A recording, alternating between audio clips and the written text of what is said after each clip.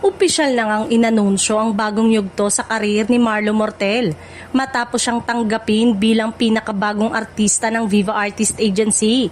Sa isang inilabas na promotional image, makikita ang masayang ngiti ni Marlo kalakipang pahayag na it's official, Marlo Mortel is now part of the Viva Artist Agency family, na agad umani ng atensyon at positibong reaksyon mula sa kanyang mga tagahanga. Matatanda ang unang nakilala si Marlo sa kanyang mga proyekto sa telebisyon at musika, kung saan pinatunayan niya ang kanyang husay hindi lamang bilang aktor, kundi bilang mga awit din.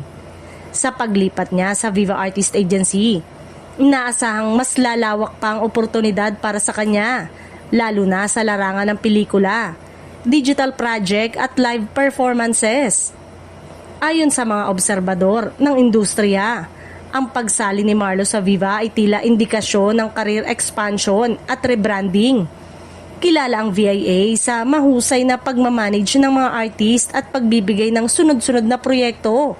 Kaya't hindi malayong mas makita pa si Marlo sa mas malalaking production ngayong 2026. Samantala, bumuhos ang suporta mula sa kanyang mga fans sa social media.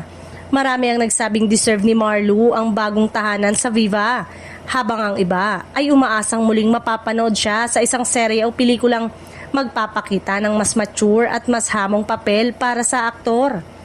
Sa bagong kabanatang ito ng kanyang karera, malinaw na handa si Marlo Mortel sa mas matitinding hamon at mas matataas na pangarap.